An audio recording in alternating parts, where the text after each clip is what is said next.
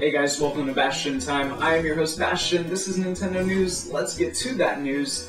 Luigi's death stare has been a bit of a meme lately, so much so that it's not just video gamer contained, it is now everywhere. Everybody's talking about it on news channels. Also, I was listening to a podcast that has nothing to do with video games whatsoever. If I remember right, it was a podcast about Game of Thrones, or maybe about this reality show that I watch.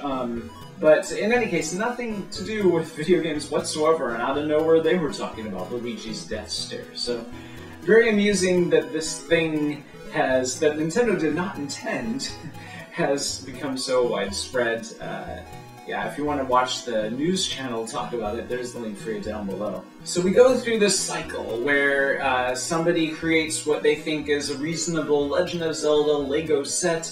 They submit it to that review process that LEGO has in place, and where if it gets, I forget, 100,000 votes or whatever, then it gets passed on to LEGO's review team, and LEGO's review team decides whether or not it's plausible, and then moves forward or doesn't move forward. And every single time it gets enough votes, the fans love it, but then it gets to LEGO's review team, and every single time LEGO's review team has the exact same thing to say, which is, too many unique pieces. We cannot produce this.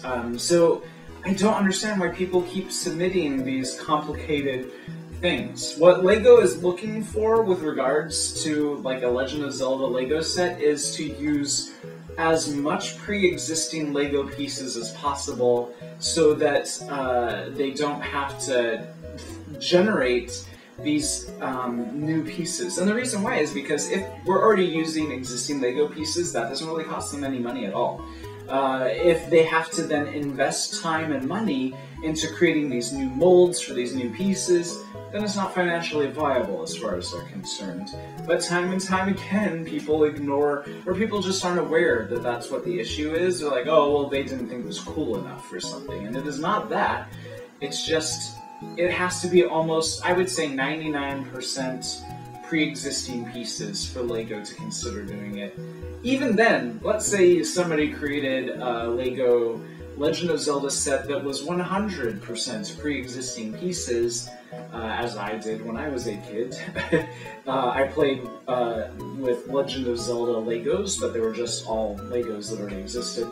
I don't think it's even then likely, because Nintendo has this deal with Connect, which is kind of like a competitor of LEGO, so I just don't see it ever happening, guys. But my advice to you guys out there, this isn't going to get to the right people, I'm sure, but if you're going to try to submit these LEGO sets to their review team, use at least 80% pre-existing pieces to give it a shot, because it's just not going to happen if it's more than 50%, I think, so that's my personal opinion. Our final story for the week is the fact that Wii U sales in the UK have gone up dramatically since the release of Mario Kart 8. Not double, not triple, not quadruple or quintuple. I forget what the sixth one is, darn it. But by 666%, which is a funny number for it to have gone up by. But yeah, so Mario Kart 8 is doing some good kind of damage, so that's good to hear. Wii U might turn around after all. Maybe all it's going to take is Mario Kart 8, or whatever else was announced at E3, which has already happened, right? It's certainly not several days in the future for me as I'm recording this video, no. So, yeah, so that's it for this episode of Nintendo News. See you guys tomorrow for, I think, more news. I think this episode airs on Sunday. So, yeah, see you tomorrow for more news. And, I'm certainly not going to go pack right now and get ready for E3, which has not yet happened. Nope. See ya. Bye.